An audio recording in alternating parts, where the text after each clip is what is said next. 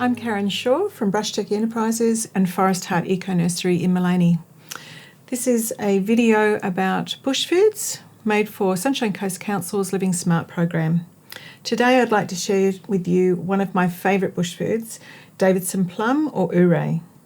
Before I do, I would like to acknowledge the traditional custodians of the land this is being filmed on, the Gubbi Gubbi and Cubbi Cubbi people.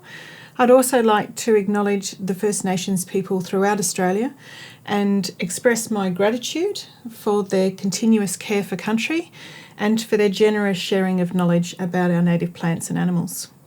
I'd like to also pay my respects to the elders and the storytellers, past, present and emerging. Davison plum, also known as Ooray, is a fantastic plant. It's a rainforest plant that occurs all up the eastern side of Australia and is quite an unusual plant in the rainforest because it is tall and thin, has this big canopy of leaves over the top, and then even more unusual, a whole pile of plum-like fruit that grow along the stem of the trunk of the plant. Davison plum's a great plant to have in your garden because it can handle being put snugly in amongst your existing garden, and it can grow amongst other things in a shady spot. It also grows very well in a pot, in an indoor situation or on your patio, until it gets to a certain size where it needs to be out in the garden. As you can see, it's got these lovely edged furry leaves and beautiful pink and red new growth. It's a very attractive plant. The Davison plums or Ooray that I have in my garden are the northern New South Wales ones, Davidsonia jerseyana.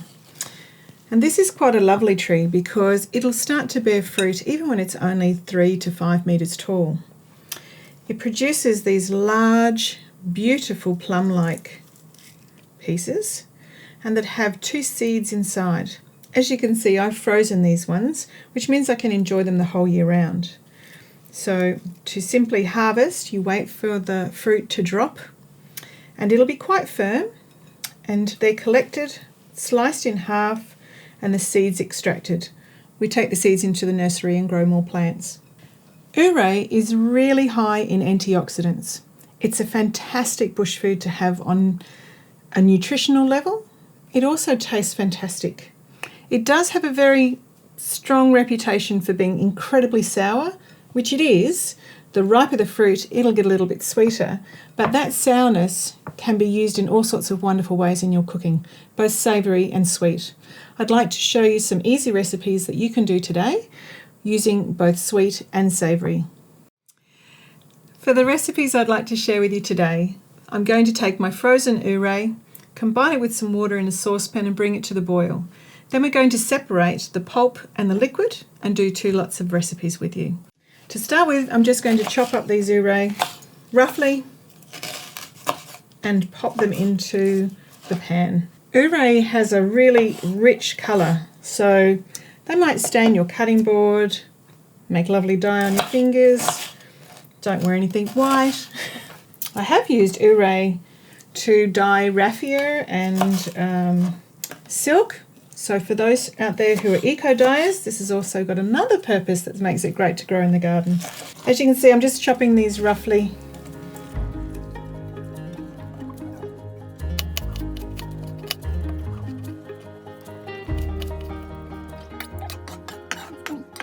Once you have your Ooray chopped in the saucepan, add a little bit of water on top. Because they're frozen, they've already got a fair bit of moisture content, so you don't need to add lots of water to it at this stage. Now I'm going to pop the lid on, turn it up nice and high.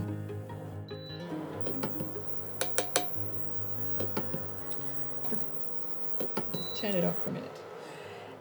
Now that this has been stewing for a little while, you'll notice that it's started to separate into lovely squishy fruit and very richly red coloured liquid. So at this point we're turning everything off and we're going to separate those 2 to make 2 different things. So I'm just going to grab a bowl and my sieve, and you can see how beautiful and rich that colour is. So this lovely stewed fruit on the top I'm going to put back into the pan. And we're going to make a savoury chili, cherry tomato, Ooray chutney out of that. So I just need to cut up some vegetables, put them all into the saucepan, and then we'll get ready to go. To start with, I'm going to add some onion, garlic and cherry tomatoes to my mix, and then we'll add some spices soon. If you've got a Davison plum in your garden and it hasn't fruited yet, don't worry, sometimes they can take 6 to 8 years before they do fruit, and those fruit will drop when they're ripe, so you don't have to worry about getting on a stepladder and trying to get up to them. Once you've added those ingredients to your saucepan, you can put it back on and bring it back up to the boil again.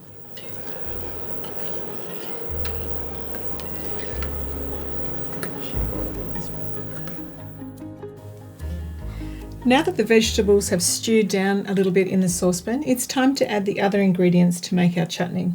So I'm going to add some apple cider vinegar. Not a great deal because there's a fair bit of sourness in the Davison plum, but I want some extra liquid in there. Then some brown sugar. So you again don't need a lot of brown sugar, but it does seem to balance everything out and it will create that lovely jamminess that chutneys have. For spices, I've got some mustard seed, a little bit of chili and some cumin seeds. We'll put the recipe of this on the website as well. Once this is stirred in and combined, it's time to turn the heat back on again.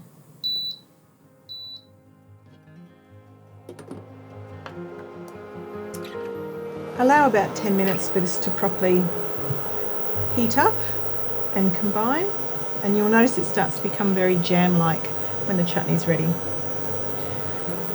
When your chutney is ready, you can store it in a glass jar in the fridge for about 2 weeks. It's really lovely with cheese, cold meats, things like that. Probably do well with the warrigal green pesto as well. Now that that's cooked away, become this lovely, delicious smelling mushy chutney.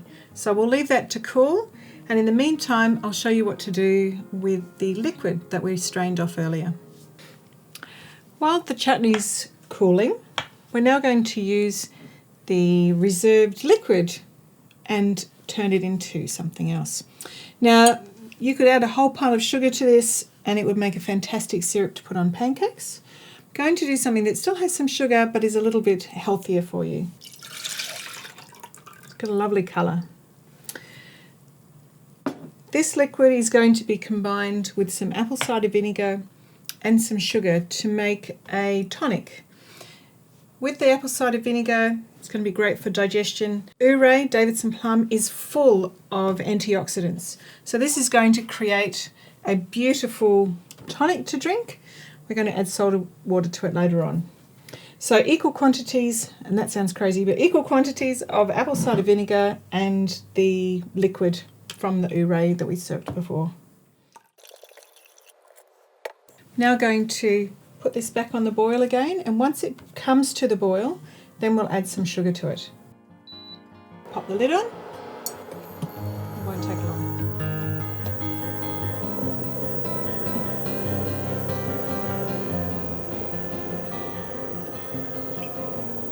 With it still bubbling, I'm going to add some raw caster sugar.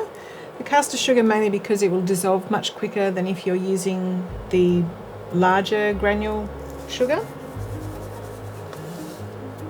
This will need to stir every now and then just to ensure that the sugar does dissolve into the liquid. We'll bring it up to temperature again.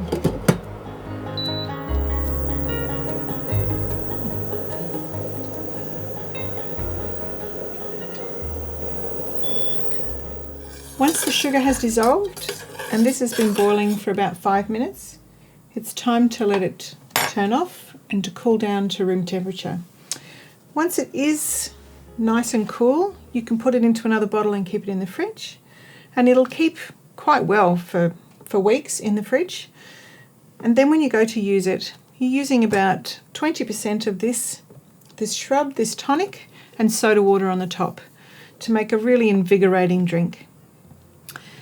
Now our chutney has cooled, and we're going to enjoy it with some cheese and crackers, and included in my glass is some beautiful soda water And then we're just going to add some of this lovely Davison plum and apple cider shrub, which will keep my insides and my outsides and a smile on my face, maybe with a little shot of gin.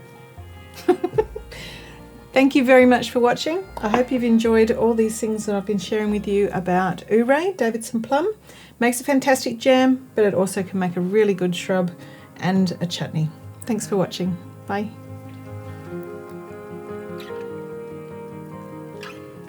Oh, yum.